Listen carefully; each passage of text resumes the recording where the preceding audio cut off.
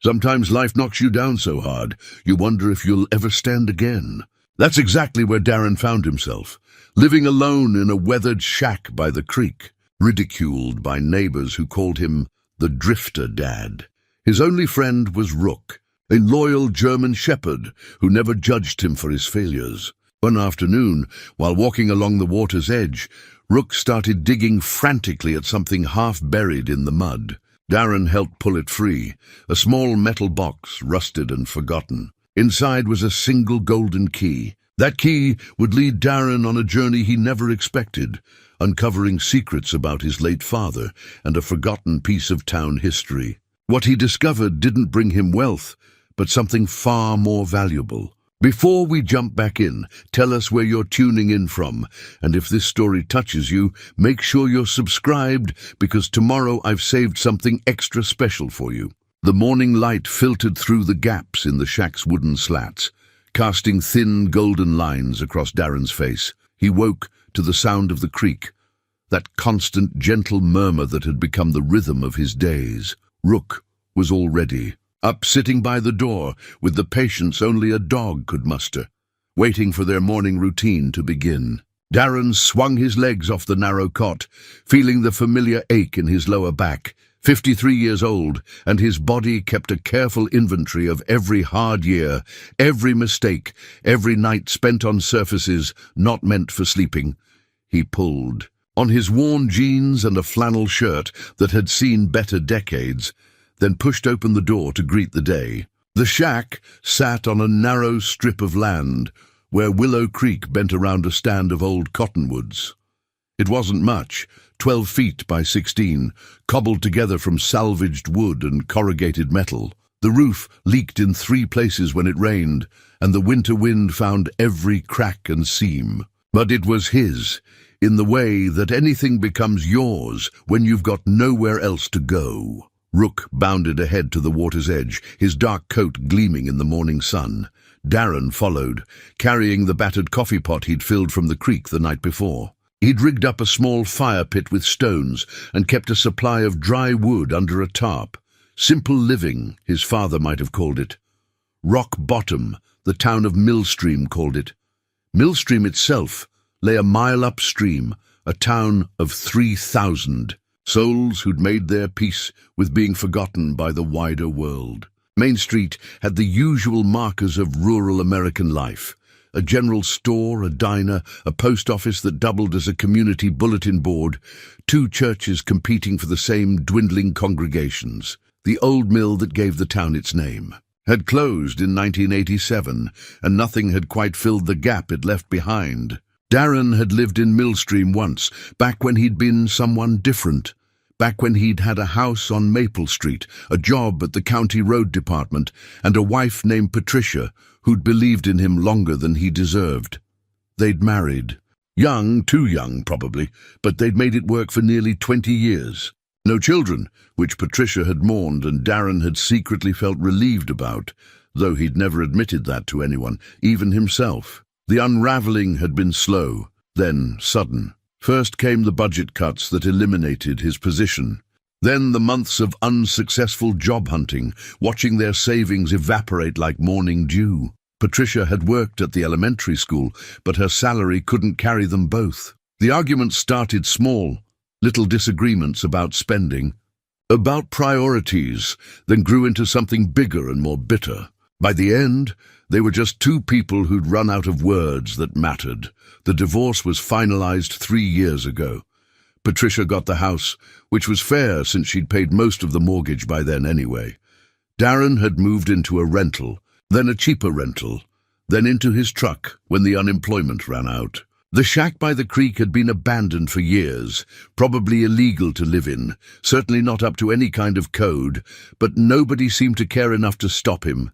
He'd found Rook about a year into his exile. The dog had been hanging around, the edge of town, thin and wary, with a scar across his shoulder that suggested a hard past of his own. Darren had started leaving scraps of food out, and eventually the dog had decided that this quiet, defeated man was worth trusting. They'd been inseparable ever since. The townspeople had their opinions about Darren, and they weren't shy about sharing them. The drifter dad, they called him, though he'd never been a father and hadn't drifted so much as fallen and stayed down. He saw it in their eyes when he walked into town for supplies, that mixture of pity and contempt that people reserve for those who've failed at the basic task of keeping their lives together. Mrs. Keating at the general store would serve him, but only after everyone else had been helped, and she'd count his crumpled bills twice, as if suspecting him of shorting her. The kids coming out of school would sometimes point and whisper. Once a group of teenagers had followed him for 2 blocks, their laughter sharp as broken glass, until Deputy Wolfe had told them to move along. Not everyone was cruel. Mrs. Pemberton at the library treated him with quiet dignity, never asking questions about why he spent so many afternoons reading in the corner chair. Old Reverend Sterling would nod to him on the street, a simple acknowledgement of shared humanity. But these small kindnesses only highlighted the larger absence of belonging. Darren had learned to make himself small, to move through the world without drawing attention. He fished in the creek for dinner, catfish mostly, and sometimes bass. He foraged for wild greens in the summer and learned which mushrooms were safe to eat. The general store's dumpster provided day-old bread and bruised produce that Mrs. Keating threw out with more enthusiasm than necessary. Pride was a luxury he couldn't afford. His father would have been disappointed. Lawrence Pritchard had been a man of quiet strength, someone who'd believed in hard work and helping your neighbors and leaving things better than you found them. He died when Darren was 31, a sudden heart attack that had taken him in his sleep. Darren had inherited almost nothing. His father had never been wealthy. Just a box of old photographs, some tools, and a worn compass that Darren kept meaning to repair but never got around to. They'd never been especially close. Lawrence had been a man of few words, more comfortable with his hands than his heart. But in the years since his death, Darren had come to realize how little he'd actually known about his father's life. The man had worked at the mill for 30 years, been active in the community, volunteered at the church. Beyond that, Darren couldn't have told you much. Sometimes sitting by the creek with Rook's head in his lap, Darren would think about his father's last words to him. They'd been talking about Darren's marriage troubles, which were already starting to show cracks. Lawrence had looked at him with those steady grey eyes and said, "Some things are worth more than money, son. Remember that when you're figuring out what matters." At the time, Darren had nodded and felt vaguely patronized, the way adult children do when their parents offer wisdom they're not ready to hear. Now, years later, broke and alone, he understood that his father hadn't been talking about marriage or money at all. He'd been talking about something bigger, something Darren still couldn't quite name. The golden key sat on the wooden crate that served as Darren's bedside table.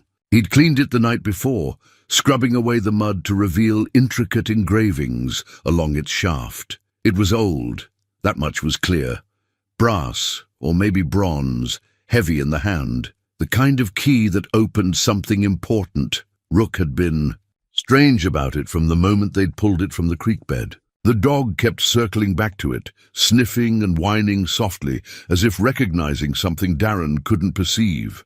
That restlessness had continued through the night, and now, as the morning sun climbed higher, Darren found himself picking up the key again, turning it over in his calloused hands. What did it open? And why had it been buried by the creek, sealed in a metal box that had clearly been placed there deliberately, not washed up by accident? The questions pulled at him with an insistence he hadn't felt in years. For so long, he'd simply existed, getting through each day without thought for tomorrow. But this key, this small piece of worked metal, had sparked something he'd thought was dead. Curiosity, purpose, the sense that maybe, just maybe, there was still something in this world meant for him to find. Darren looked at Rook, who was watching him with those intelligent brown eyes. "What do you think, boy?" he asked quietly. "Should we see where this leads?" Rook's tail swept the dirt floor twice, which Darren took as agreement. For the first time in 3 years, Darren Pritchard had somewhere to be. Darren spent the morning examining the key under the best light he could find. He'd positioned himself near the shack's single window, turning the metal over and over in his hands, tracing the engravings with his fingertips. The patterns were intricate, vines or branches maybe, though worn smooth by time. Along the key's shaft, barely visible, were tiny marks that might have been letters or numbers. Rook lay at his feet, unusually still, as if sensing that something important was unfolding. Every so often, the dog would lift his head and fix Darren with that knowing stare that made him wonder, not for the first time, just how much dogs really understood. By noon, Darren had decided. He couldn't solve this mystery alone. He needed help, which meant going into town, something he usually avoided, except when absolutely necessary. But the key had woken something in him, a determination that overrode his usual reluctance to face the judgment of Millstream's residents. He cleaned himself up as best he could, washed his face and hands in the creek, combed his hair with his fingers, pulled on his least worn shirt. It wasn't much, but dignity was where you found it. Rook walked beside him as they made their way along the path that led from the creek to Main Street. The town was quiet in that midday way small places have, when everyone's either at work or at home, and the streets belong to the patient and the purposeless. Darren kept his head up, refusing to shuffle or shrink. He had a legitimate reason to be here. He had a question that needed answering. The locksmith's shop sat between the hardware store and what used to be a barber shop. A hand-painted sign above the door read, "Garrison's Locks and Keys, since 1962. Darren had never been inside, but he remembered the owner vaguely. An older man who'd sometimes been at the same community events his father had attended. A bell chimed as he pushed open the door. The shop was small and crowded, every surface covered with locks, keys and tools whose purposes Darren could only guess at. The smell of metal and machine oil hung in the air. "Be right with you," a voice called from the back room. Darren waited, his hand unconsciously touching the key in his pocket. Rook sat at his feet, well-behaved as always in public spaces. The man who emerged was in his 70s, maybe older, with a shock of white hair and reading glasses pushed up on his forehead. He wore a leather apron over a work shirt, and his hands had the permanent stains of someone who'd spent a lifetime working with metal. He stopped when he saw Darren, and something flickered across his face, recognition, maybe, or memory. "Darren Pritchard," he said, not as a question, but as a statement of fact. "Mr. Garrison," Darren replied, relieved that the man's tone held neither pity nor contempt. "Just simple acknowledgement. Haven't seen you in here before. What can I do for you?" Darren pulled out the key and placed it on the counter. "I found this yesterday. I'm trying to figure out what it might open." Garrison picked up the key, and Darren watched the old man's expression shift from casual interest to something sharper. He reached for a magnifying glass and examined the key more closely, turning it slowly, studying the engravings and the wear patterns. "Where did you find this?" Garrison asked quietly. "By the creek. It was in a metal box, buried in the mud." The locksmith looked up, his eyes meeting Darren's, with an intensity that was almost uncomfortable. "This is old work. Really old. See these engravings? That's hand-done, not machine-cut. We're talking pre-1950s, maybe earlier. Can you tell what it opens?" Garrison set down the magnifying glass and leaned against the counter, still holding the key. "This is a specialty key, not for a house or a car. Something more specific. A safe, maybe, or a strongbox. Could be a piece of furniture. Old desks and cabinets sometimes had locks like this.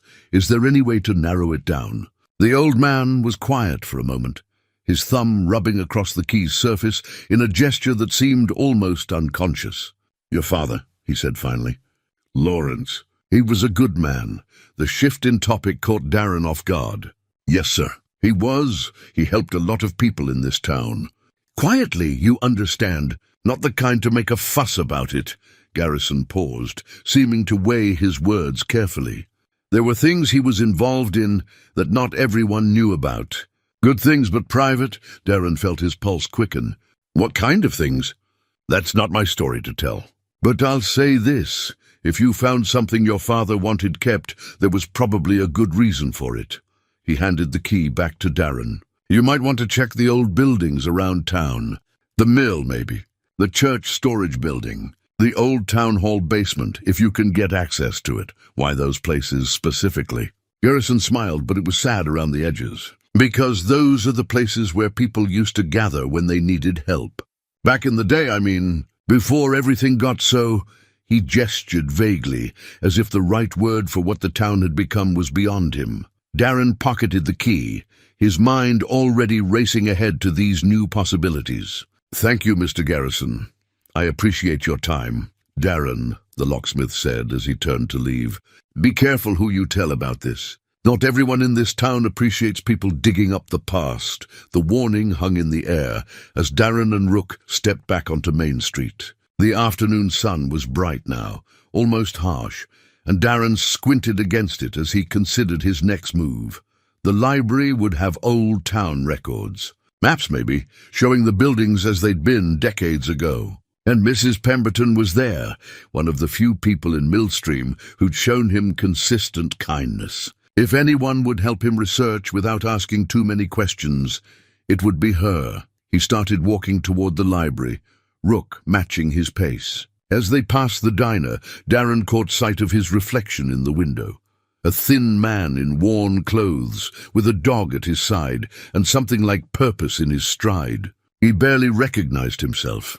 Inside his pocket, the key felt warm against his leg, as if it held its own kind of heat. Or maybe that was just his imagination, fired up by possibility after years of feeling nothing but the cold weight of defeat. Behind him, through the diner's window, several townspeople had noticed him. Their conversation paused, heads turning to follow his progress down the street. By nightfall, word would spread. The drifter dad was up to something.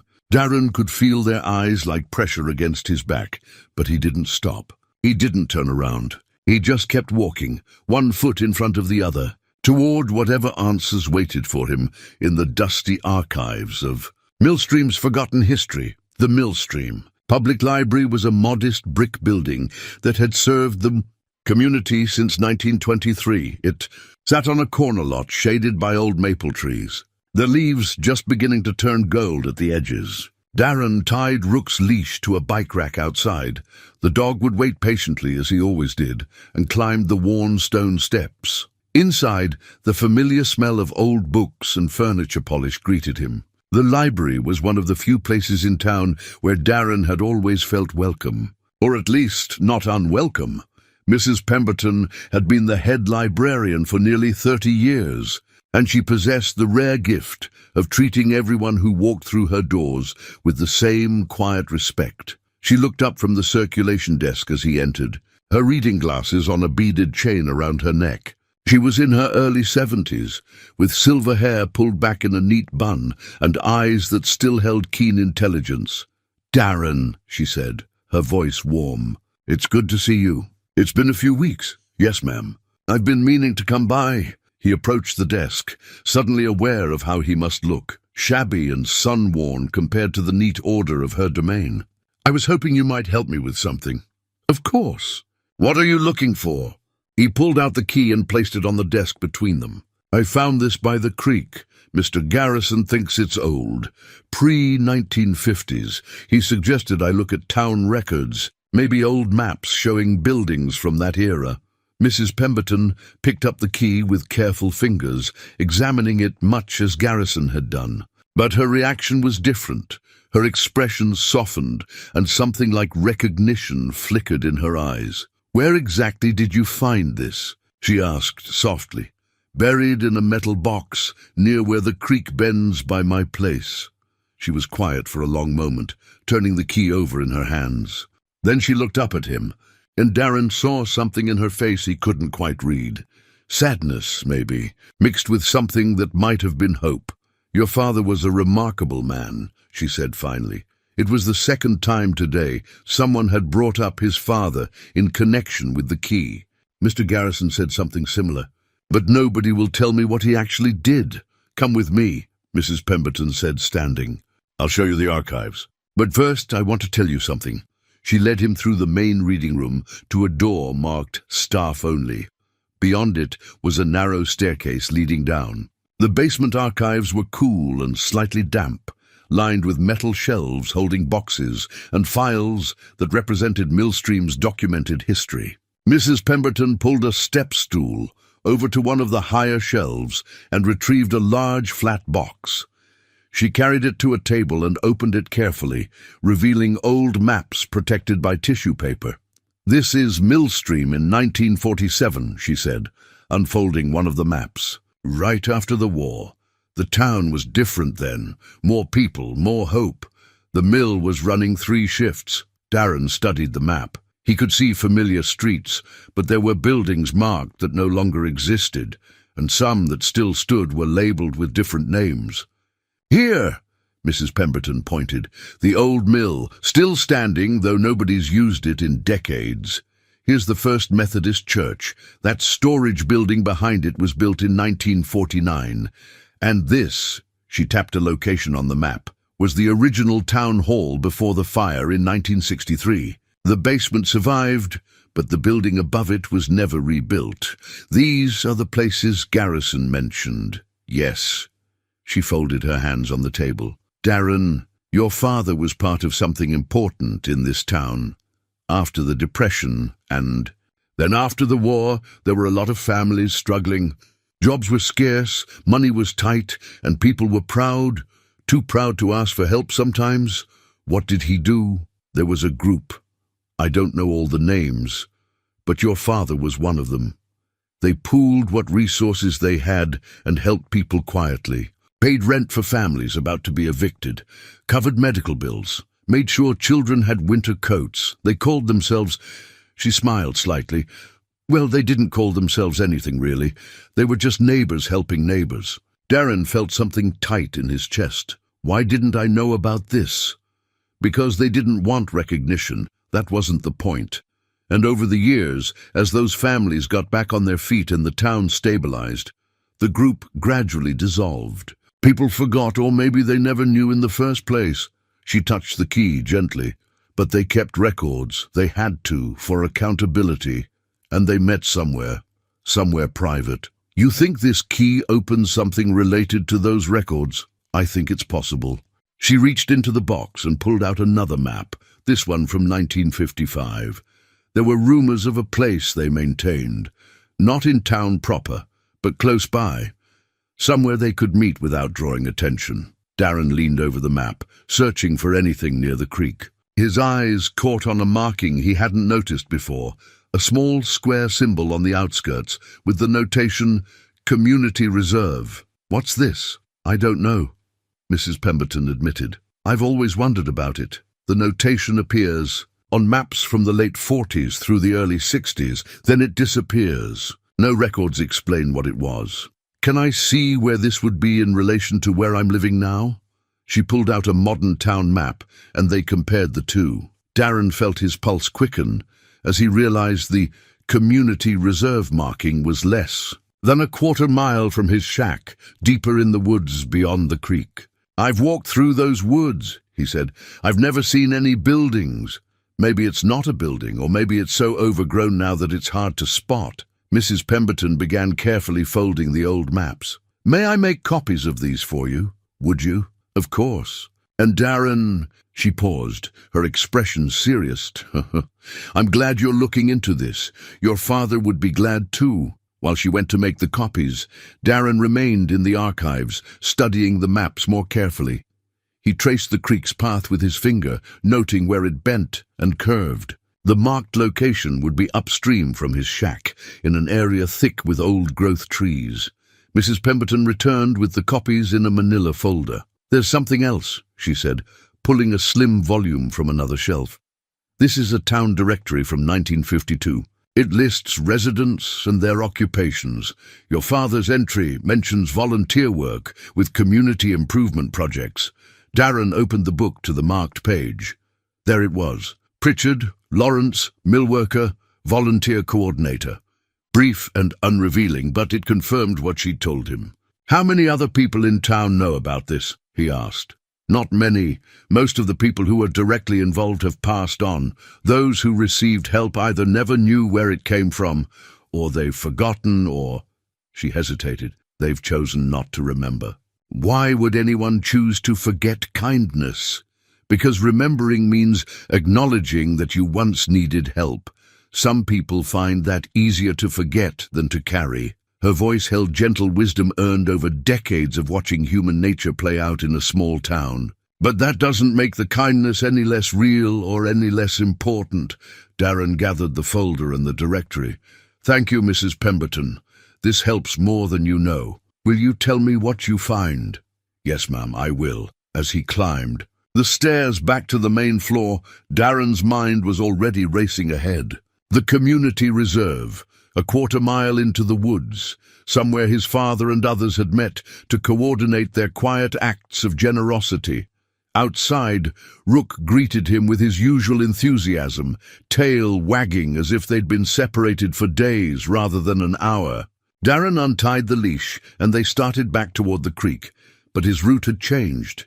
He wasn't going home, not yet. He was going to find that reserve. The afternoon sun slanted through the trees as they left the main path and pushed deeper into the woods. Darren carried the maps, checking them frequently, trying to orient himself by landmarks that might or might not still exist after 70 years. Rook seemed to sense the purpose in their wandering. The dog ranged ahead, nose to the ground, occasionally looking back to make sure Darren was following. It reminded Darren of yesterday, when Rook had found the buried box. The dog had instincts that sometimes seemed uncanny. An hour passed. The woods grew thicker, older. These were trees that had stood for generations, and beneath their canopy the light turned green and golden. Darren was about to stop and reconsider his bearings when Rook suddenly froze, his whole body alert. "What is it, boy?" The dog moved forward slowly, deliberately, toward a dense thicket of undergrowth. Darren followed, pushing through brambles and vines that caught at his clothes. And then he saw it, barely visible beneath decades of growth, a low stone wall. Darren spent the rest of that afternoon clearing away the undergrowth around the stone wall. It was slow work, his hands soon scratched and bleeding from thorns, but he kept at it with a determination that surprised him. Rook helped in his own way, digging at the base of the wall and uncovering what looked like foundation stones. By the time the sun began to set, Darren had exposed a rectangular foundation about 20 feet by 15. There was no building anymore, if there ever had been one. Just these weathered stones, marking the outline of something that had once stood here. In the center, partially buried, was what appeared to be an old well, its opening covered by a rotted wooden cap. He tried the key in the well's rusted padlock, but it didn't fit. Whatever this place had been, the key wasn't meant for it. Disappointed, but not defeated, Darren marked the location in his mind and headed back to the shack as darkness gathered. That night, he studied the maps by lamplight, circling the remaining locations Garrison had mentioned. The mill would be dangerous to explore. The building was condemned, its floors rotted through in places.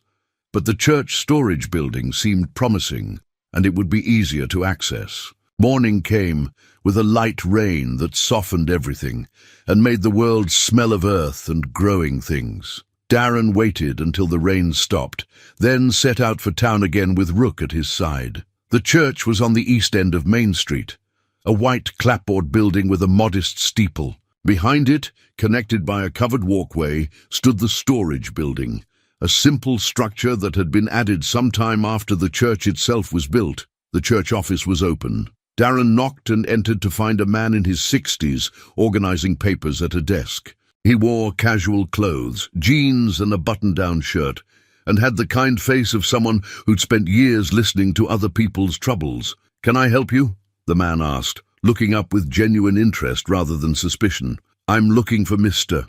Vaughan, the caretaker. You found him, and you are Darren Pritchard. I was wondering if I might look through the storage building. I'm researching some local history." Vaughan studied him for a moment, and Darren braced for the usual recognition followed by dismissal. But instead, the man simply nodded. "What kind of history?" "My father was involved in community work here in the 50s and 60s. I'm trying to learn more about what he did." "Lawrence Pritchard was your father?" Vaughan's expression brightened. "He was before my time, but I've heard the stories. Good man, from what people said. Come on, I'll show you the storage building. They walked across the wet grass to the smaller building. Vaughn unlocked the door and pushed it open, revealing a space crowded with the accumulated debris of decades, old pews, broken hymnals, boxes of records, furniture in various states of disrepair. Most of this should probably be thrown out, Vaughn admitted. But churches hang on to things. You never know when someone might want to look back at the past. Do you have records from the 1950s? Somewhere in here, yes. The older files are in the back. Help yourself, just be careful. Some of those boxes haven't been moved in years.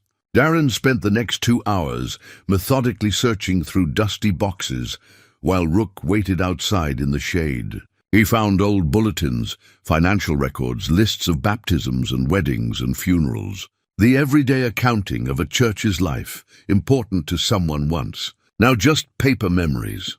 In the third box from the back wall, he found something different.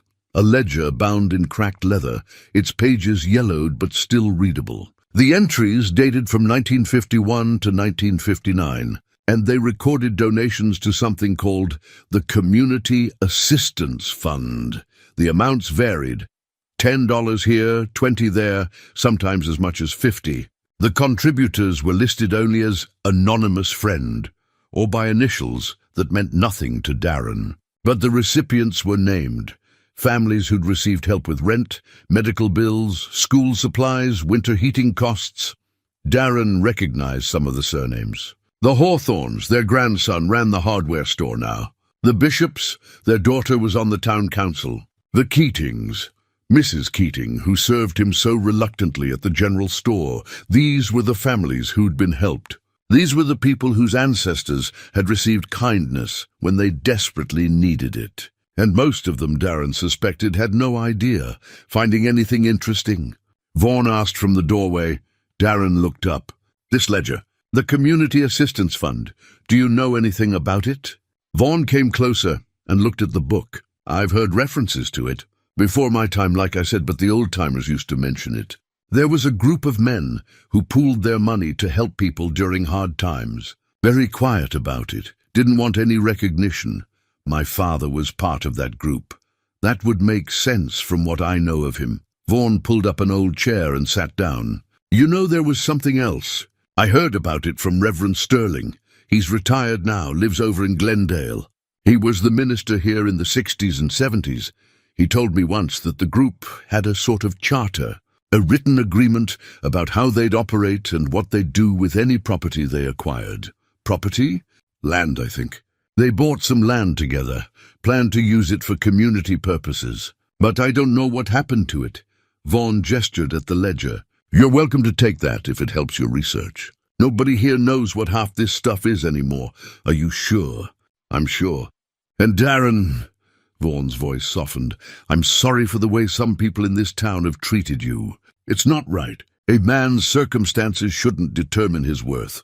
The unexpected kindness hit Darren harder than any insult ever had. He had to look away, blinking against the sudden heat in his eyes. Thank you, he managed. He left the church with the ledger tucked under his arm, his mind spinning with new information. The key still hadn't found its lock, but the pieces were starting to come together. His father and others had created a fund to help people. They'd kept careful records, and they'd bought land, possibly the same land where he'd found the stone foundation, but none of this explained the key itself. What did it open? Back at the shack, Darren spread everything out on his makeshift table, the maps, the ledger, the key. He made notes on scraps of paper, trying to create a timeline, a pattern, some logical connection between all these fragments of history. Rook lay nearby, watching him work with patient interest. The dog had been unusually attentive since they'd found the key, as if he understood that something significant was happening. As evening fell, Darren lit his lamp and continued studying. The ledger showed regular donations through 1959. Then the entries became sporadic, finally stopping altogether in 1962. Around the same time, according to Mrs. Pemberton, the community reserve had disappeared from town maps. What had happened? Had the group simply disbanded? Or had something else occurred? Something that caused them to close up their operation and hide their records? The key felt heavier in his hand now, weighted with questions. Somewhere in this town, there was a lock that matched it. Somewhere, his father had secured something he wanted kept safe. Darren was going to find it. Not just because he needed to know, but because in searching for his father's secrets, he'd stumbled onto something unexpected, a sense of purpose he hadn't felt in years. For the first time since his life had fallen apart, Darren had a reason to keep going. 3 days passed before Darren could arrange access to the old town hall basement. Mrs. Pemberton had made the necessary calls, pulling strings with people who owed her favors, accumulated over decades of quiet assistance. The current town offices were in a newer building on the other side of Main Street, but the basement of the original structure remained, sealed and largely forgotten beneath what was now a small public park. Darren met Mrs. Pemberton at the park entrance on a grey Thursday morning. She carried a ring of old keys and a flashlight, looking determined despite her years. "The entrance is around back," she said. "The town council hasn't been down there in at least a decade. They keep saying they'll clean it out, but nobody ever does." They walked through the park to a concrete structure that looked like it might once have been a storm shelter. Mrs. Pemberton tried several keys before one finally turned in the rusted lock. The door opened with a groan of protest, revealing stairs descending into darkness. "I'll wait here with Rook," she said, handing Darren the flashlight. "Be careful. Those stairs are old." Darren tested each step before putting his weight on it. The air grew cooler and damper as he descended, carrying the smell of mildew and undisturbed time. At the bottom, his flashlight beam revealed a long corridor with rooms branching off on either side. The space was larger than he'd expected. Clearly this had been a proper town hall once, with offices and storage and probably a meeting room. Now it was a repository for things nobody knew what to do with: old filing cabinets, broken furniture, boxes of papers that had likely been important to someone. Once Darren moved methodically through the rooms, searching for anything that might match the key. He tried it on filing cabinets and old trunks, on locked drawers in damaged desks. Nothing fit. His initial excitement began to fade into frustration. The last room at the end of the corridor was the largest. It had probably been the main meeting space. Long tables were pushed against the walls, chairs stacked haphazardly. Boxes and crates filled most of the floor space. In the far corner, almost hidden behind a stack of old record books, Darren spotted a desk, heavy, dark wood. The kind of furniture they'd made to last generations. He approached it carefully, moving boxes out of his way. The desk had 3 drawers on each side and one in the center. 5 of them opened easily, revealing nothing but dust and the occasional paperclip. But the bottom right drawer was locked.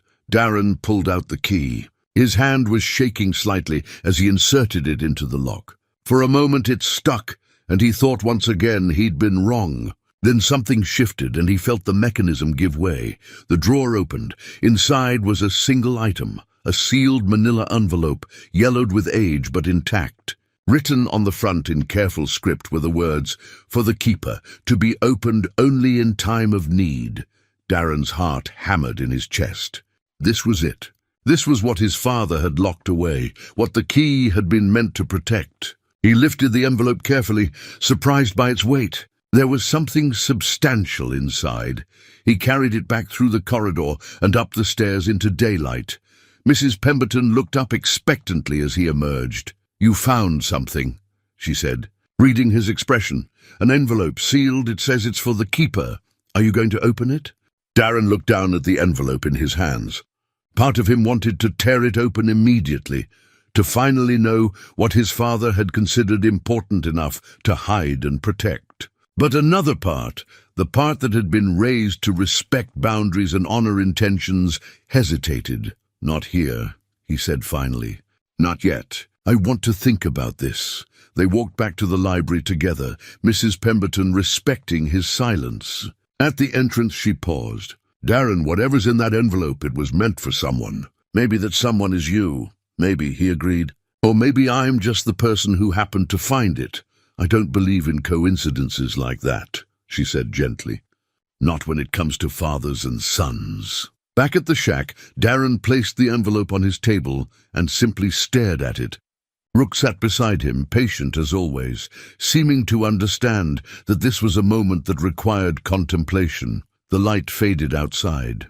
Darren lit his lamp and made himself a simple dinner of rice and canned beans. He ate mechanically, his eyes constantly drawn back to the envelope. Finally, as full darkness settled over the creek, he made his decision. He opened it. Inside were several items. First, a letter written in his father's familiar hand.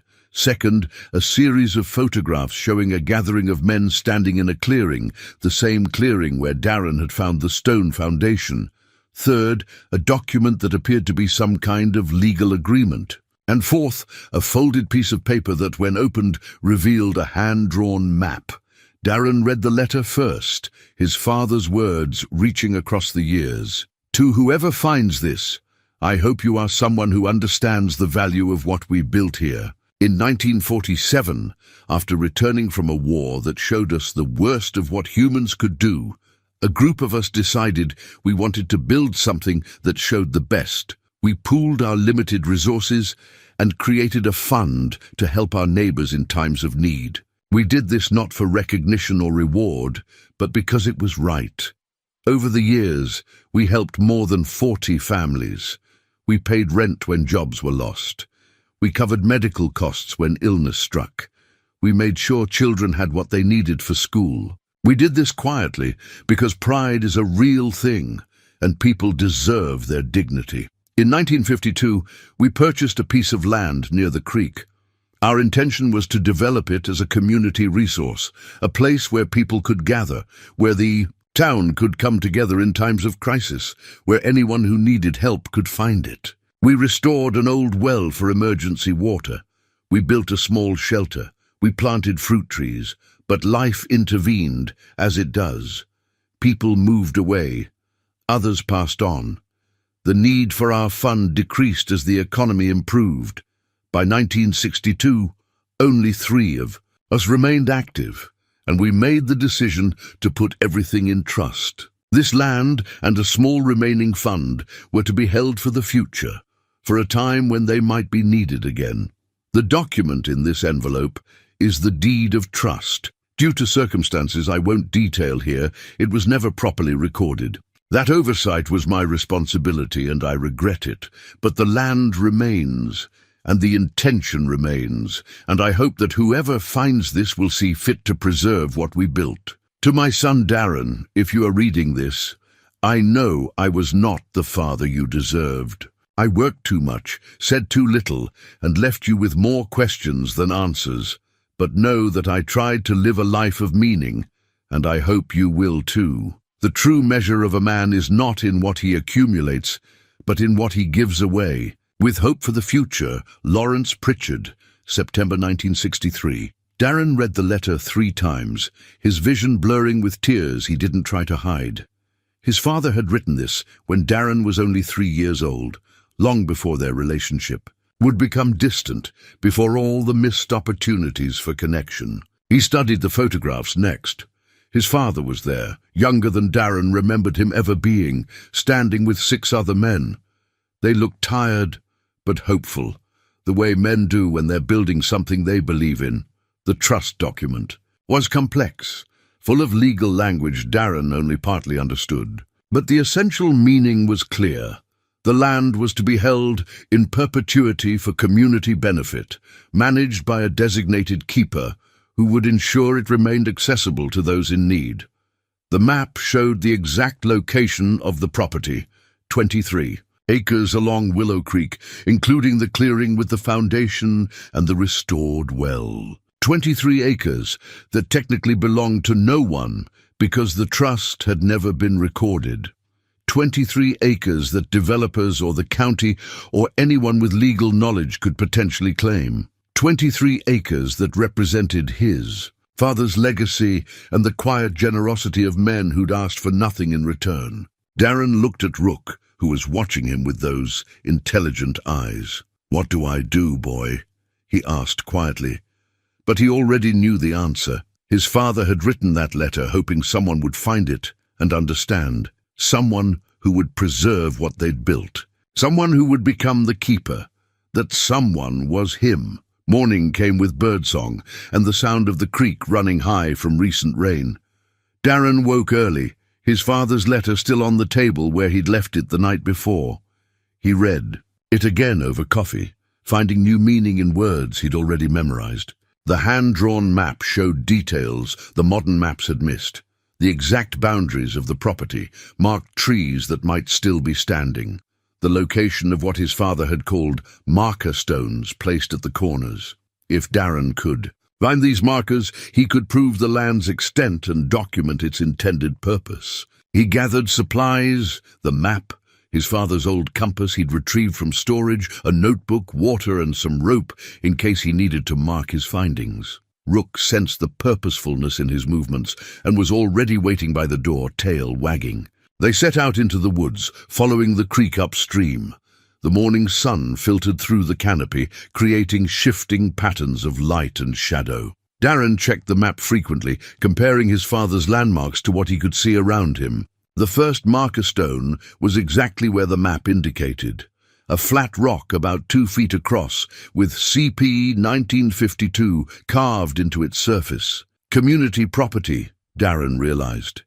His father and the others had literally set the boundaries of their shared dream in stone. From there, the trail led deeper into the woods. Rook ranged ahead, occasionally stopping to sniff at something interesting, or to look back and make sure Darren was following. The dog seemed to understand the path without needing the map, as if some instinct was guiding him. The second marker took longer to find. The forest had changed in 70 years. Trees had fallen, new growth had filled in clearings, and the landscape his father had known was buried under decades of natural transformation. But the stone was there, hidden under a carpet of moss and fallen leaves. Darren cleared it carefully and made notes of its location. As he worked, he heard voices in the distance. He froze, listening. 2 men, maybe 3, somewhere to his left. They were moving through the woods, their conversation carrying on the still air.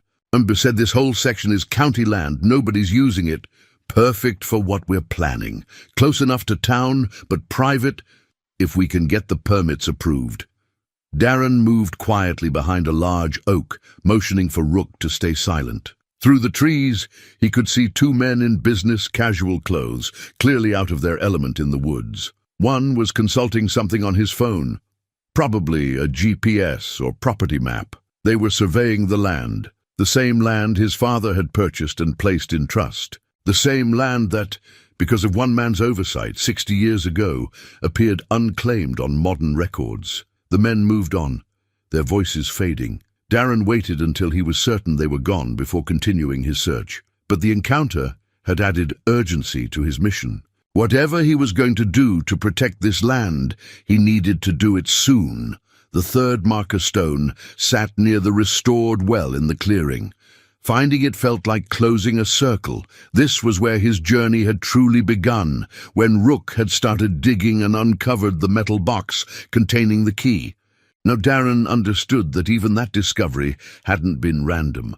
The box had been buried near the property's center, almost as if his father had known that someday someone would need to find it. The fourth and final marker took him to the far edge of the property, where the land sloped down toward a small ravine. This stone was larger than the others and bore not just the date but also initials, the founding members of the group. His father's initials were there.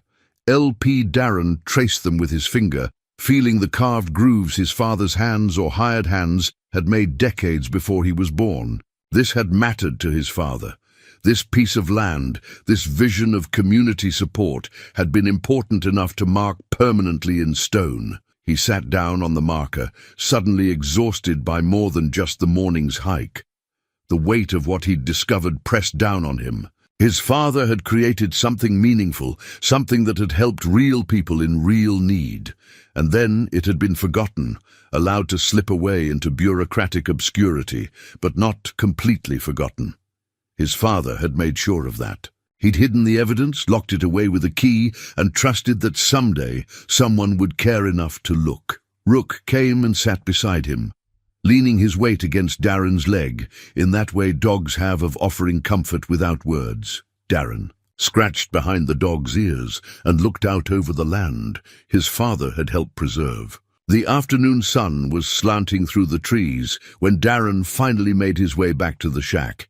He documented all 4 markers, measured distances as best he could, and created a rough survey of the property. It wasn't professional work, but it was a start. Back home, he spread everything out on his table: the trust document, the photographs, the map, his notes from the day's exploration. He needed help. He needed someone who understood property law and could tell him what options he had. He needed someone who could help him make the trust official, who could ensure this land stayed protected. But who? He had no money for lawyers, he barely had money for food, and he was still the town's drifter, the man people avoided or mocked. Who would take him seriously? Mrs. Pemberton. The name came to him with quiet certainty. If anyone would know how to help, it would be her. She'd been the one to give him access to the records, the one who'd helped him research, the one who'd treated him with consistent respect. Tomorrow, he'd go back to the library and ask for her guidance. That evening, as darkness settled over the creek, Darren sat outside with Rook and watched the stars emerge.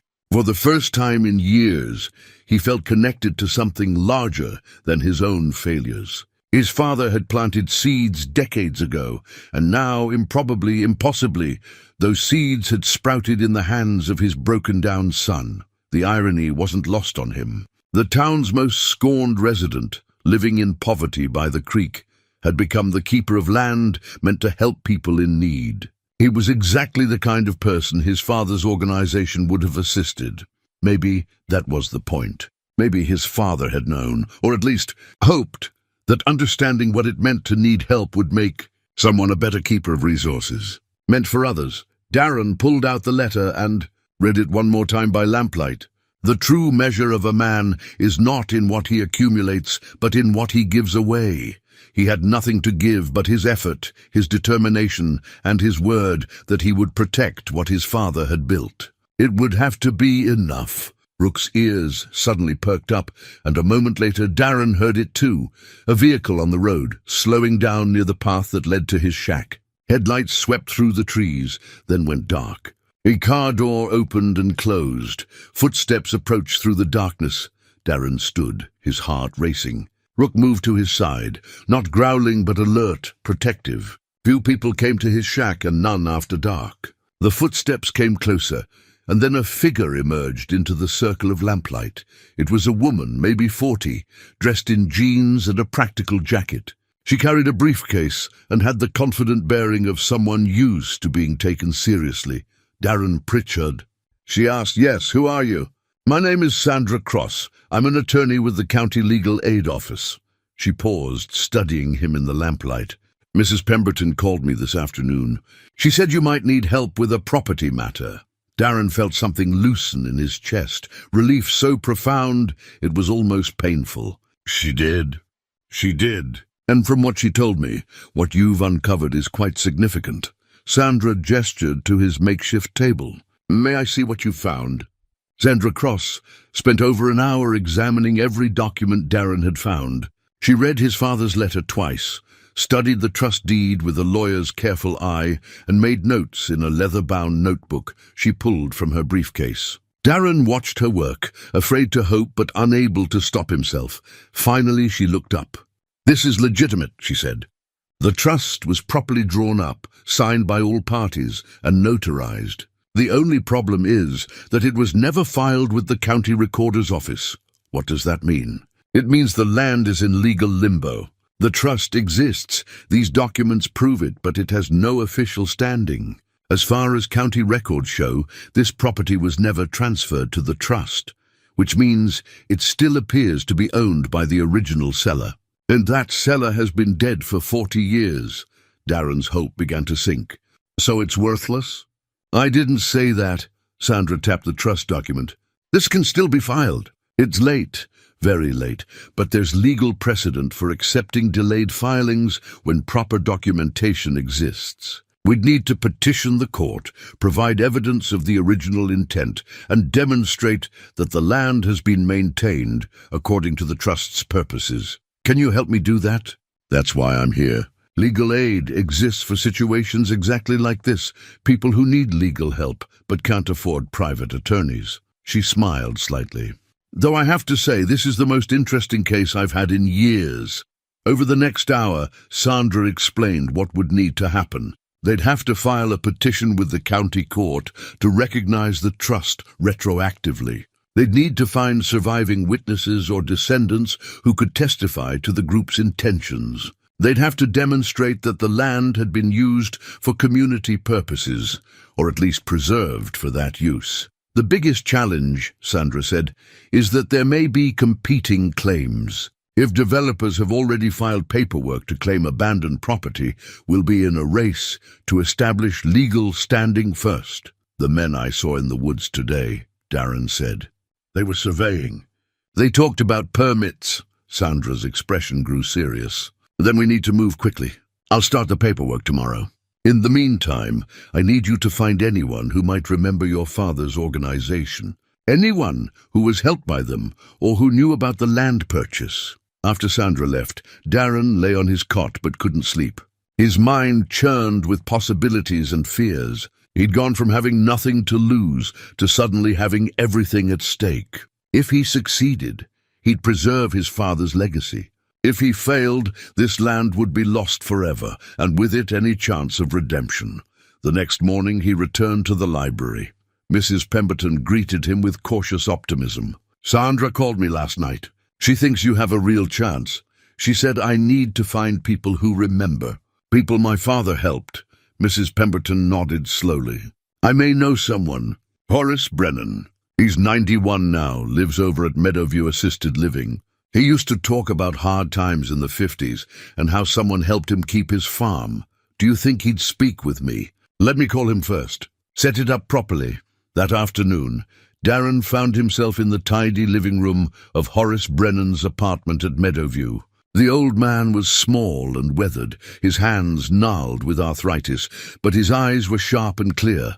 Lawrence Pritchard's boy, Horace said when Mrs. Pemberton introduced them. You look like him around the eyes. They sat, and Darren explained what he'd found. As he talked, Horace's expression shifted from polite interest to something deeper, recognition and memory and old emotion rising to the surface. That land, Horace said quietly. I remember when they bought it. Summer of 52. I was there for the first gathering. You were part of the group. No. I was one of the people they helped. Horace's voice grew thick. I'd just come back from Korea, bought a small farm with my discharge pay, but the first year the crops failed and I was going to lose everything. I had a wife, a baby daughter. I didn't know what to do. He paused, his hands trembling slightly. One day I got a letter, just said that an anonymous friend had paid my mortgage for 6 months to give me time to get on my feet. No name, no return address. Just help when I needed it most. It was my father's group, Darren said. I know that now. Took me years to figure it out, piecing together conversations, noticing things. Your father and a few others, they saved my life. Not just my farm, my actual life. I was at the end of my rope. Horace looked directly at Darren. Why are you here, son? Darren explained about the trust, the legal limbo, the developers circling. I need people who can testify that the land was meant for community use. That my father and the others had a legitimate purpose. I'll testify, Horace said immediately. I owe your father that and more. But son, there's something you should know. Something I never told anyone. He stood with difficulty and retrieved a shoebox from his closet. Inside were old letters, photographs and a small leather journal. Horace pulled out the journal and handed it to Darren. This belonged to your father. He gave it to me in 1960, asked me to keep it safe.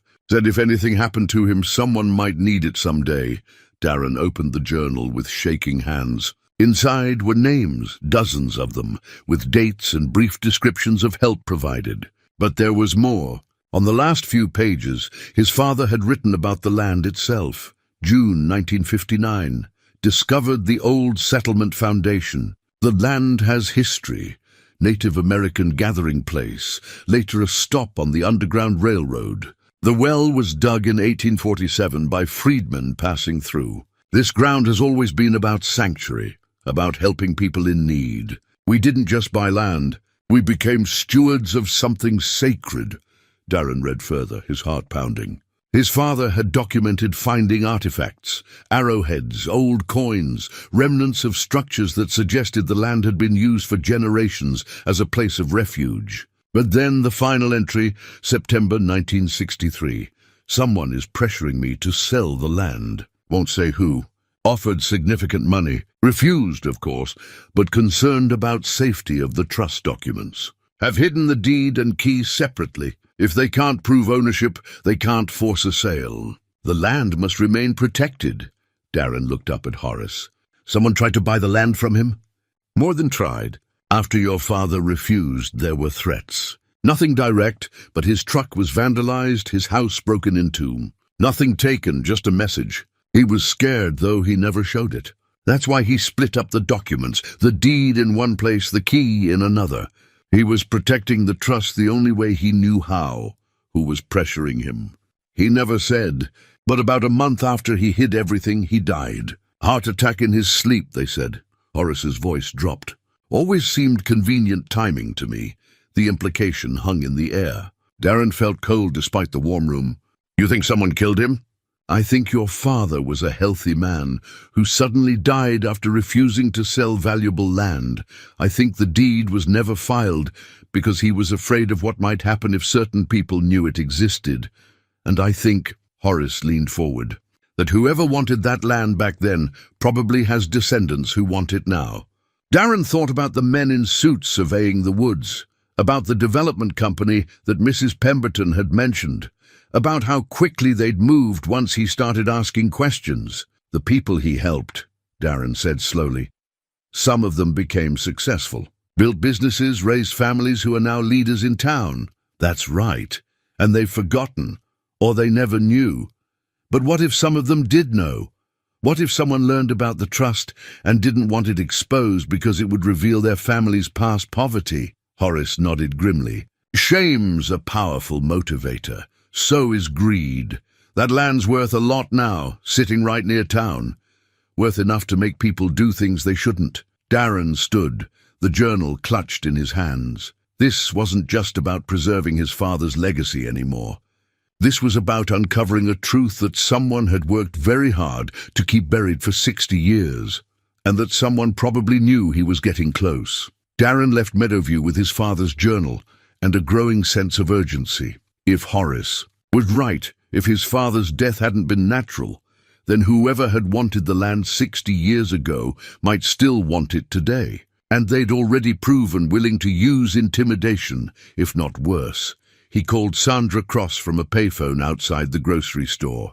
She answered on the second ring. I found something, Darren said. My father's journal, and a witness who says my father was threatened before he died. There was a pause. Where are you? Main Street, the payphone by Ferguson's Market. Stay there. I'm coming to you. 20 minutes later, Sandra arrived with Mrs. Pemberton. They sat in Sandra's car while Darren showed them the journal and recounted everything Horace had told him. Sandra read through the entries, her expression growing more serious with each page. This changes things, she said finally. If your father was coerced or threatened, and if he hid the documents specifically to prevent illegal seizure of the trust property, that strengthens our case considerably. But it also means we're up against someone with resources and willingness to play dirty, Mrs. Pemberton added quietly. Who would benefit from claiming this land now? Sandra asked. Darren had been thinking about this all morning. Developers, obviously, but also anyone who wants to prevent the truth about the trust from coming out. Anyone whose family was helped back then and doesn't want that known. That could be half the town, Mrs. Pemberton said. The Hawthorns, the Bishops, the Keatings, all. Those families in the ledger are still here, still prominent. Sandra tapped her pen against the journal. We need to move faster than I planned. I'm going to file the petition first thing tomorrow morning, but we also need more witnesses. Horace is good, but one 91-year-old man won't be enough if we're challenged. There were two other people mentioned in the letter, Darren said. Mrs. Yates and Reverend Sterling. Mrs. Pemberton nodded. Beverly Yates lives on Oak Street. She's 86. And Reverend Sterling retired to Glendale, about 30 miles from here. Can you contact them? Sandra asked. We need their statements as soon as possible. Over the next 3 days, Darren became a man with a mission. Mrs. Pemberton arranged the meetings, and together they visited Beverly Yates, a sharp-minded woman who remembered the trust vividly and still had letters of gratitude her family had written to the anonymous donors. They kept our family fed through 2 winters, Beverly said, her voice steady despite tears in her eyes. My father was too proud to ask for help, but somehow these men knew we needed it. They saved us. Reverend Sterling proved harder to reach. He was recovering from a fall and couldn't travel, but he agreed to a phone interview with Sandra, giving a sworn statement about blessing the original gathering on the land and witnessing the signing of the trust agreement. That land was sacred. Space, Sterling told them over speakerphone, his elderly voice firm with conviction. Not religious sacred, but human sacred, a place set aside for kindness. Your father understood that, Darren. He understood what really mattered. While Sandra compiled statements and prepared legal documents, Darren returned to the property each day, documenting everything. He photographed the marker stones, measured the boundaries more carefully, and explored every inch of the 23 acres. He found remnants of the fruit trees his father's letter had mentioned, old apple trees, gnarled and mostly dead, but still standing as testimony to long-ago intentions. He also found evidence that someone else had been there recently, surveyor's stakes marked with bright orange tape, fresh tire tracks on an old logging road that skirted the property's edge, the sense of being watched that made the hair on his neck stand up. On the 4th day, Darren returned to his shack to find it had been vandalized. The door hung open, his few possessions scattered. Someone had torn through everything, clearly searching for something. The trust documents, he'd given those to Sandra. His father's letter, in Sandra's office safe. The journal locked in Mrs. Pemberton's library desk. But they'd left a message, spray-painted across his table in red letters. Leave the past buried. Rook had been with Darren, thank goodness. But the violation made his hands shake with anger and fear. He called Sandra immediately. Pack what you need, she said. You're not staying there tonight. I have a guest room. We're not taking chances. That evening, sitting in Sandra's comfortable home with Rook at his feet, Darren learned that the petition would be heard by the county court in 3 days. Sandra had rushed the filing, citing the immediate threat to the property and the historical significance of the trust. The judge is Martin Thatcher, Sandra said. He's fair, but he's also particular about proper documentation and legal procedure. We'll need to present a compelling case. What are our chances? Honestly, 50-50. We have the documents, we have witnesses, we have your father's clear intent.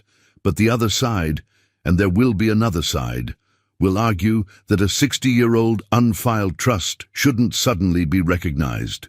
They'll say it's too late, that the land has been functionally abandoned, that modern development serves the community better than preserving empty woods. But my father created this for a reason. I know, and we're going to make that case. But Darren, you need to be prepared. Even if we win recognition of the trust, there will be challenges. People will question why you should be the keeper. They'll point to your circumstances, suggest you're not capable of managing community property. The words stung because they echoed his own doubts. Maybe they're right. Or maybe, Sandra said gently, you're exactly the right person. Someone who understands what it means to need help. Someone who won't forget why this land matters. The next 2 days were a blur of preparation. Sandra coached Darren on what to expect in court, how to answer questions, how to present himself. Mrs. Pemberton helped him find clean clothes that fit properly. Donations from the church, but good quality and dignified. Horace, Beverly, and Reverend Sterling all confirmed they would testify or provide statements. The case was as strong as they could make it. On the evening before the hearing, Darren sat in Sandra's backyard with Rook, watching the sunset. He thought about his father, standing in those same woods decades ago, believing that kindness mattered more than profit, believing that some things were worth protecting even when no one was watching. Tomorrow, Darren would stand in front of a judge and fight for that belief. He would speak for his father and for all the people who'd been helped in secret. He would try to preserve something good in a world that often seemed to reward only the ruthless. He didn't know if he would win, but he knew he had to try. The county courthouse was a solid brick building that had witnessed decades of small-town justice. Darren arrived early with Sandra, his hands clammy despite the cool morning air. He wore the donated suit that Mrs. Pemberton had found, slightly too large in the shoulders, but clean and respectable. The courtroom was smaller than he'd expected, with wooden benches and tall windows that let in morning light. Judge Martin Thatcher sat behind an elevated desk, a man in his 60s with steel-grey hair and the patient expression of someone who'd heard every kind of story. Darren took his seat at the petitioner's table with Sandra. He glanced back and saw friendly faces: Mrs. Pemberton, Horace in a wheelchair pushed by a nurse, Beverly Yates with her daughter. Reverend Sterling had sent a notarized statement given his health, but there were others too. On the opposite side of the room sat 3 men in expensive suits. One was the attorney for Millstream Development Corporation, a firm Darren had never heard of until yesterday when Sandra received their opposition filing. The other 2 were principals of the company. One of them was Stuart Hawthorne, owner of the hardware store and grandson of a family the trust had helped. He wouldn't meet Darren's eyes. The bailiff called the court to order. Judge Thatcher reviewed the papers before him, then looked up at Sandra. "Ms. Cross, you filed an unusual petition, a trust that's 60 years old, never recorded, and now you want the court to recognize it retroactively." "That's quite a request," Sandra stood. "Yes, Your Honor, but we have documentation showing clear intent, proper legal formation, and witnesses who can testify to the trust's legitimate purpose and operation. I've reviewed your evidence. I'll hear your case, but I want to be clear. The burden of proof is substantial here." He turned to the opposing attorney. "Mr. Whitmore, you're representing Millstream Development Corporation." "Yes, Your Honor. We'll be arguing that this alleged trust has no legal standing and that our client has properly filed a claim for the abandoned property in question." The hearing began with Sandra presenting the trust documents. She walked the judge through each piece: the original agreement, the signatures, the notarization, the letter from Darren's father explaining why it hadn't been filed. "Your Honor, Lawrence Pritchard was threatened because of this land. He hid these documents to protect the trust from illegal seizure. His death shortly afterward ended any chance of proper filing, until now, when his son discovered what his father had preserved." Whitmore stood. "Objection, Your Honor. Ms. Cross is speculating about threats with no evidence beyond hearsay and a self-serving letter." "Sustained," Judge Thatcher said. "Stick to what you can prove, Ms. Cross." Sandra nodded and moved on, calling Horace to testify. The old man wheeled forward, and despite his age, his voice was strong. "I was there when they bought that land," Horace said. "Summer of 1952. Lawrence Pritchard and 6 other men pooled their money to create something for the community. They helped my family when we had nothing. They helped dozens of families asking nothing in return. And the land?" Sandra prompted. "They restored an old well, built a shelter, planted fruit trees. It was meant to be a place where people could gather, where help would always be available. That was the whole point of the trust." Whitmore cross-examined carefully. "Mr. Brennan, you're 91 years old. How clearly do you remember events from 70 years ago?"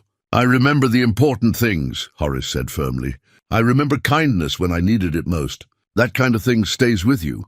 Beverly Yates testified next, her statement reinforcing Horace's. She brought the old letters her family had written, thanking anonymous benefactors for help during their darkest times. "This wasn't charity for charity's sake," Beverly said. "It was neighbors taking care of neighbors. That land represented their commitment to that principle." The morning wore on. Sandra presented the photographs, the marker stones, the journal entries documenting the land's history and use. She built a careful case, piece by piece, showing intent and purpose and legitimate creation of the trust. Then Whitmore stood for the defense. Your Honor, this is a touching story about the past. But it's also a story about a trust that was never properly executed. The law requires filing for a reason, to prevent exactly this kind of situation where decades later someone can claim ownership of valuable property based on old papers. He gestured to Darren. The petitioner is asking this court to award him control of 23 acres of prime real estate based on documents his father never bothered to file legally. Documents that conveniently surfaced only after my client began the proper legal process to claim abandoned land. Sandra shot to her feet. The documents didn't conveniently surface. They were deliberately hidden to protect them from theft or destruction. And the petitioner isn't claiming ownership. The trust would maintain ownership for community benefit, with Mr. Pritchard serving as steward, exactly as his father intended. Judge Thatcher held up a hand. I understand both positions. Ms. Cross, do you have anything else? One more witness, Your Honor, the petitioner himself. Darren's heart hammered as Sandra called him forward. He took the witness stand, his mouth dry, very aware of everyone's eyes on him. Sandra's questions were gentle, designed to let him tell his story. He explained finding the key, searching for what it opened, discovering his father's letter. He talked about the marker stones, the old well, the evidence of his father's careful stewardship. Then Whitmore stood for cross-examination, and his tone was anything but gentle. Mr. Pritchard, you're currently unemployed, correct? Yes. Living in an illegal structure by the creek? Darren felt heat rise to his face. Yes. How exactly do you plan to serve as steward of valuable community property when you can't even maintain your own basic living situation? The question hung in the air like an accusation. Darren felt every eye in the courtroom on him, measuring his worth, finding him wanting. This was the moment he dreaded, being judged not for his intentions, but for his circumstances. He took a breath and met Whitmore's eyes directly. You're right, he said quietly. I don't have much.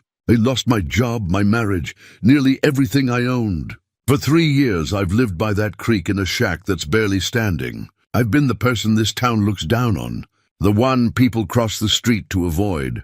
Whitmore smiled slightly, thinking he'd won the point. But that's exactly why I understand what my father was trying to do, Darren continued, his voice growing stronger. I know what it means to need help. I know what it feels like when people forget you exist, when you become invisible because you're poor or struggling. My father and his friends created this trust because they understood that anyone can fall, and everyone deserves a hand up when they do. He looked at Judge Thatcher now. I'm not asking to own this land. I'm asking for the chance to protect it the way my father intended, as a resource for people who need it. And yes, maybe I'm not the steward anyone would choose if they were looking at qualifications on paper. But I'm the one who cared enough to dig up the truth. I'm the one who won't forget what this land represents. The courtroom was silent. Even Whitmore seemed momentarily at a loss for words. Sandra stood. Your Honor, I'd like to present one final piece of evidence. She approached with a document. This is a current appraisal of the property. It's worth approximately $370,000 at market value. She turned to face Darren. Mr. Pritchard, if this court denies the trust and the land goes to auction, you could file a claim as your father's heir. You might be able to purchase it or at least profit from the sale. You'd no longer be poor. Is that what you want? Darren understood what she was doing, giving him the chance to show his true motivations. No, he said firmly. That's not what my father wanted. The money doesn't matter. Keeping the trust intact matters. Whitmore stood again. Your Honor, we haven't established that Mr. Pritchard is even his father's legal heir, and this entire discussion is premature. The fundamental question remains, should a decades-old, unfiled document override proper legal procedures being followed today? The proper procedures, Sandra countered, are being used to claim land that was already designated for public benefit. Millstream Development wants this property because it's valuable, not because they care about the community. That's not true. Stuart Hawthorne stood suddenly from the gallery. Your Honor, may I speak? Judge Thatcher frowned. This is irregular, but go ahead. Hawthorne came forward, looking uncomfortable. I'm one of the principals in Millstream Development. And yes, we want to develop this land. But I also need to say something. He glanced at Darren. My grandfather was helped by this trust in 1953. He was about to lose his business. Someone, I now know it was probably Lawrence Pritchard and his group, paid his debts anonymously. That gave my grandfather a second chance, and he built the hardware store that I run today. Then why are you trying to develop the land? Sandra asked. Because I didn't know, Hawthorne said, his voice tight. Not until this hearing, reading these documents, seeing the names. My grandfather never told us. He was too proud, I suppose. And now I've spent the last hour listening to testimony about kindness and community, realizing my whole business exists because of the very thing I'm trying to destroy. He turned to Judge Thatcher. I'm withdrawing our claim. Millstream Development will not contest the trust. Whitmore looked stricken. Mr. Hawthorne, we have a contractual agreement. We'll pay whatever penalties are necessary. But I won't fight this anymore. The courtroom erupted in whispers. Judge Thatcher rapped his gavel. Order. Mr. Whitmore, does your client wish to continue without Mr. Hawthorne's company? Whitmore shuffled papers, clearly calculating his chances. Finally, he shook his head. No, Your Honor, we withdraw our opposition. Judge Thatcher leaned back in his chair, studying the documents before him. The room held its collective breath. This is an unusual case, he said finally. A trust created with good intentions, never properly filed, due to circumstances we can only partially reconstruct. Under normal circumstances, I would be inclined to deny this petition on procedural grounds alone. Darren felt his hope crumbling.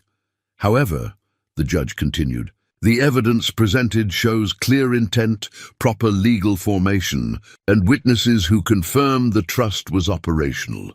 More importantly, the land in question has been preserved according to the trust's stated purposes, even if unknowingly. And with no opposition, the legal complications are considerably reduced. He looked at Darren. Mr. Pritchard, I'm granting your petition. The trust is recognized retroactive to its creation in 1952. The land is hereby designated as community property under the terms outlined in the original trust document. You are appointed as steward, with oversight by the county to ensure proper management. The courtroom burst into applause. Mrs. Pemberton was crying. Horace raised a shaking fist in triumph. Sandra squeezed Darren's shoulder as he sat stunned, hardly able to believe what he'd heard. He'd won. The land was protected. His father's legacy was preserved. 3 months had passed since the courthouse hearing, and autumn had painted the woods in shades of amber and gold. Darren stood in the clearing where his father's vision had taken root decades ago, watching volunteers work to restore what time had obscured. The old well had been repaired and certified by the county. A local contractor, working at cost after hearing the story, had built a simple pavilion over the stone foundation. The fruit trees, though old, had been pruned and cared for by members of the garden club. The clearing was becoming what it had always been meant to be, a gathering place. Darren no longer lived in the shack by the creek. With the court's approval and a small stipend from the trust's restoration fund, he'd built a modest cabin on the property. Nothing fancy, but solid and weatherproof, with a real bed and a wood stove. He was the land's keeper now, officially and legally, responsible for maintaining it and ensuring it served its intended purpose. Rook lay in the shade of the pavilion, content and watchful as always.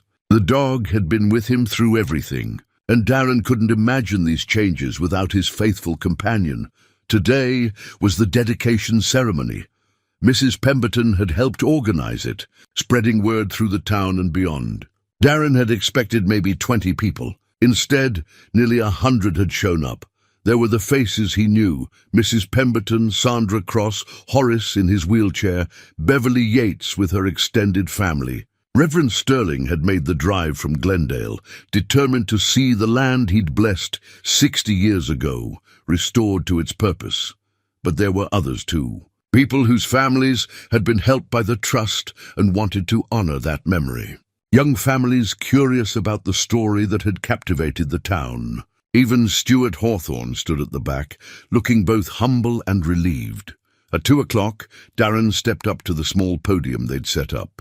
His hands trembled slightly, but his voice was steady when he spoke. "Thank you all for coming. 3 months ago, I was living in a shack, considered a failure by most people who knew me. I'd lost almost everything, and I'd stopped believing I had anything left to offer the world." He paused, looking out at the gathered faces. "Then my dog dug up a box in the mud, and inside was a key. That key led me on a journey I never expected, one that taught me about my father, about this community's history, and about what really matters in life." He held up the golden key, now polished and gleaming. "This key didn't open a treasure chest. It opened something more valuable. A story about kindness, about people helping each other without expecting anything in return. My father and his friends created this trust because they understood something essential. We're all one bad break away from needing help, and we're all capable of offering it." Mrs. Pemberton stepped forward with a framed photograph, the one from his father's time capsule, showing the original members of the trust. Darren hung it on the pavilion's central post. These men weren't rich. They weren't powerful, but they made a difference because they chose to care. This land is their legacy, and now it's our responsibility. He gestured to the pavilion. "This space is open to anyone who needs it. Community gatherings, emergency shelter, a quiet place to think, whatever serves the greater good. The well provides water, the pavilion provides shelter, and the land provides something else. A reminder that we're all connected, all responsible for each other." Beverly Yates asked to speak. She approached slowly, leaning on her cane. "My family was saved by the generosity this trust represents. We never knew who helped us, but that kindness changed everything. I want to announce that I'm establishing a scholarship fund in honor of Lawrence Pritchard and his companions. It will help young people from struggling families attend college." Applause rippled through the crowd. Others stepped forward with their own commitments: volunteer hours, donations of materials, offers to help maintain the property. Stuart Hawthorne approached Darren afterward. "I owe you an apology. I was so focused on profit that I almost destroyed something my own grandfather benefited from." "You made the right choice in the end," Darren said. "That's what matters." As the sun began to set, people lingered, sharing food and stories. Children ran through the clearing, their laughter echoing off the trees. Darren watched it all with a sense of deep peace. He thought about his father's letter, about the true measure of a man being what he gives away rather than what he accumulates. For years, Darren had felt he had nothing to give. Now he understood that wasn't true. He had his effort, his commitment, his willingness to protect something larger than himself. Mrs. Pemberton joined him, following his gaze across the gathering. "Your father would be proud." "I hope so," Darren said quietly. "I know so. You honored his legacy, but more than that, you created your own." As darkness fell and people began to leave, Darren remained with Rook beside the pavilion. The golden key hung on a hook inside, where anyone could see it, a reminder of what small things can unlock when we have the courage to search for meaning. He was no longer the drifter dad, the man people avoided. He was the keeper of something precious, a steward of kindness. And for the first time in years, Darren Pritchard knew exactly where he belonged.